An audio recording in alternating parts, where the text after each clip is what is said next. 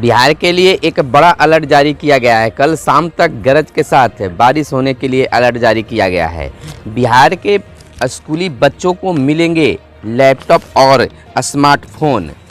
बिहार के नियोजित शिक्षकों को जुलाई महीने में होगा तबादला। बिहार में कोरोना का स्तर नीचे की ओर, गति हुई धीमी। राज्य में 3% पर पहुंची संक्रमण दर। लॉकडाउन को लेकर बिहार में आज आपदा प्रबंधन की बैठक होगी, जिसमें निर्णय लिया जाएगा कि लॉकडाउन आगे बढ़ाया जाए या नहीं, लेकिन लॉकडाउन जून महीने में रहेगा, सूत्रों का मानना है। नमस्कार, आप के खास कार्यक्रम सुबह सवेरे में आप तमाम दर्शकों का स्वागत है। वीडियो पसंद आए तो लाइक ज़रूर करेंगे और चैनल को अब तक सब्सक्राइब नहीं किए हैं तो चैनल को सब्सक्राइब कर लेंगे, ताकि हर वीडियो आपको सबसे पहले और सबसे आगे मिलता जाए।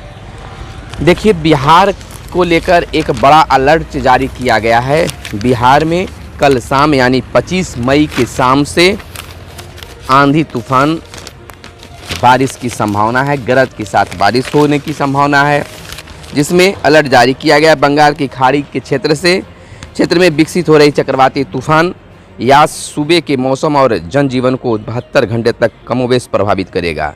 यास तूफान जो है बिहार में भी अपना असर दिखाना शुरू कर दिया है, तो कल शाम तक यहाँ उसका असर दिखने लगेगा। तो तमाम मगध संवाद के दर्शकों से भी मेरा निवेदन है कि आप घर में रहें, सुरक्षित रहें।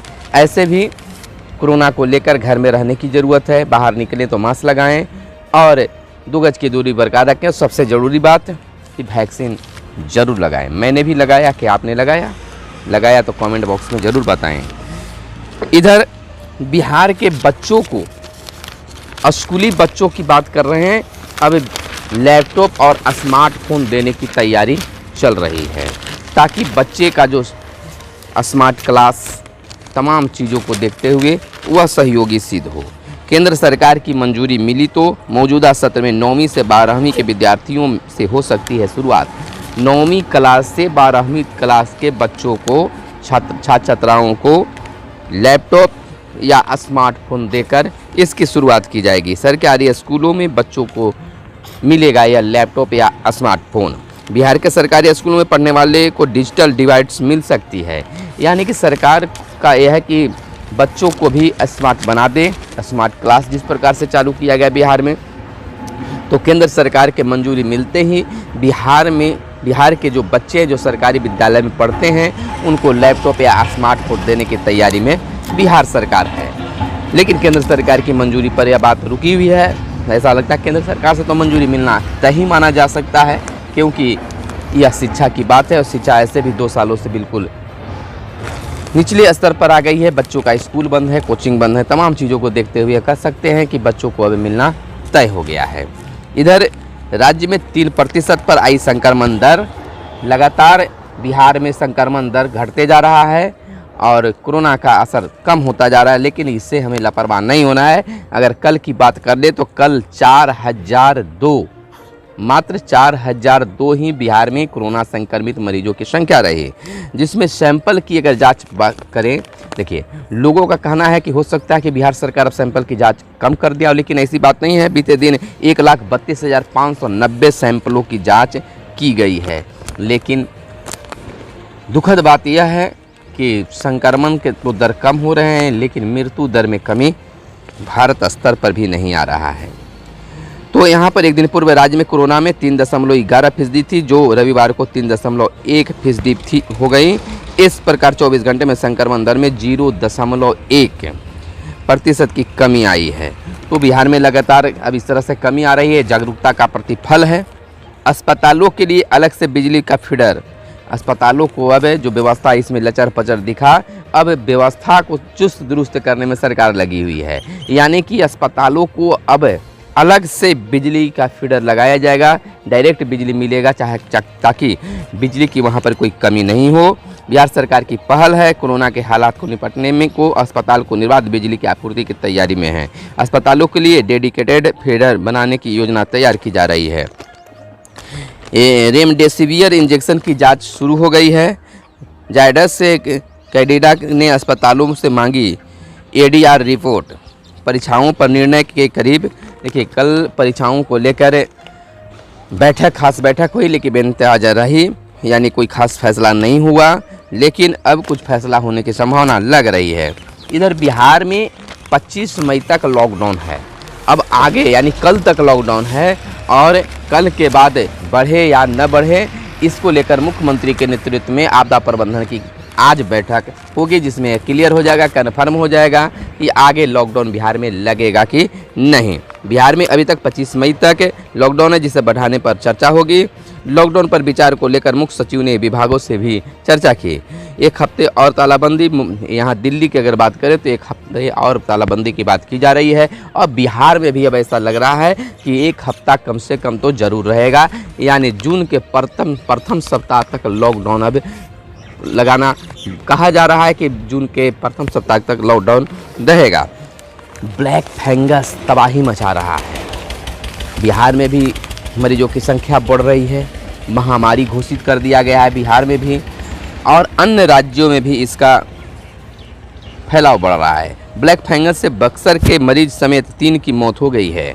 पटना व छपरा निवासी मरीज की IGIMS में मौत। राज्य में अब तक 5 की मौत, मरीजों की संख्या 235 लगातार दोगुना होते जा रहे हैं। 4 मरीजों से शुरुआत हुआ था, वो आज देखिए 235 मरीजों पर आ गया है। तो कम से कम मास्क जो लगाएं उसमें नमी नहीं होनी चाहिए, इसको बरकरार रखना चाहिए, और कुछ भी अगर अलग सा लक्षण दिखाई दे तो अपने डॉक्टर से ज़रूर संपर्क करें। इसके लिए कई नंबर भी जारी किए गए हैं सरकार के द्वारा, उस नंबर पर संपर्क कर सकते हैं। राज्य में RT-PCR जाँच की क्षमता 3 गुना बढ़ेगी, केंद्रीय मंत्री का यह बात है। विभिन्न जिलों में RT-PCR लैब की स्थापना होगी। चौबे पटना एम्स में RAN एक्सट्रैक्शन मशीन लगाई जाए। यास 26 को बंगाल के तट से टकराएगा। यास जो तूफान है वह मौसम विभाग का मानना है कि रविवार यास जो है 26 तारीख को बंगाल के तट से टकराएगा। अब देखना यह होगा कि बिहार में इसका असर कितना होता है।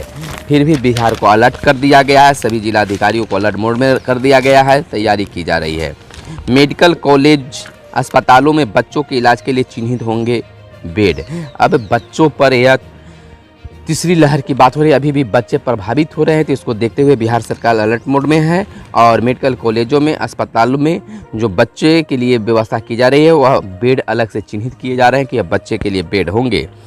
3D प्रिंटिंग से बदलेगी सरकारी इमारतों की सूरत।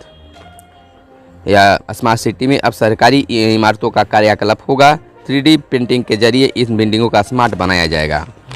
बिहार में सरकारी सहायता से हर वर्ष 40 कृषि उद्योग लगेंगे।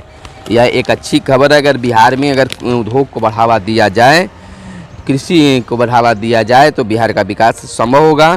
तो अब उद्योग लगने की तैयारी चल रही है। 1.5 माह में 11 से 23 हुए ऑक्सीजन प्लांट। देखिए बिहार के लिए एक सुखद खबर है कि जहां 11 प्लांट थे अब 23 प्लांट होंगे। आतंकियों को हथियार देने के बदले जावेद को मिले लाखों। फास्फेटिक खादों की कीमत नहीं बढ़ी। सूबे में मंत्रियों के क्षेत्र भ्रमण पर लगी रोक, आदेश जारी। ICU में है बिहार की स्वास्थ्य व्यवस्था। तेजस्वी यादव प्रतिपक्ष के नेता तेजस्वी यादव हमेशा बिहार के स्वास्थ्य व्यवस्था पर सवाल उठाते रहे हैं, और फिर उठाया है कि बिहार की जो व्यवस्था स्वास्थ्य व्यवस्था है वह ICU में है। नेता प्रतिपक्ष तेजस्वी यादव ने ट्वीट कर इनकी बातें आती है, ट्वीट कर सरकार का विरोध करते हैं और सुधार की मांग करते हैं। चिट्ठी लिखने से खत्म नहीं होगी महामारी। जदयू के प्रवक्ता जो हैं, मुख्य प्रवक्ता जो हैं विधान पार्षद संजय सिंह ने विपक्ष के नेता पर मुख्यमंत्री के पास लिखी गई पत्र में कहा है, इनके द्वारा को लेकर कहा है कि चिट्ठी लिखने से खत्म नहीं होगी महामारी। केवल चिट्ठी लिख देने से महामारी खत्म नहीं होगा। सूबे में कल शाम से गरज के साथ बारिश होने के लिए अलर्ट जारी किया गया है। कला संस्कृति विभाग नहीं दे रहा है कलाकारों का बकाया मानदेय। यह आवाज़ उठाई गई है, अनदेखी किया जा रहा है विभाग के द्वारा कि कलाकारों को जो है मानदेय जो मिलता था वह नहीं मिल पा रहा है। शिक्षकों की बहाली के प्रति उदासीन है राज्य सरकार। अब शिक्षकों की बहाली को लेकर अलर्ट मोड में सरकार आ गई है, और जैसे ही इस लॉकडाउन और कोरोना से मुक्ति मिलता है, कुछ हालत सामान्य होते हैं, तो बहाली को लेकर भी सरकार जो है तैयार है, यानी कि अब बहाली होना तय माना जा रहा है। बाकी नरसंहारों में अपील क्यों नहीं, यहाँ सवाल उठाया गया है।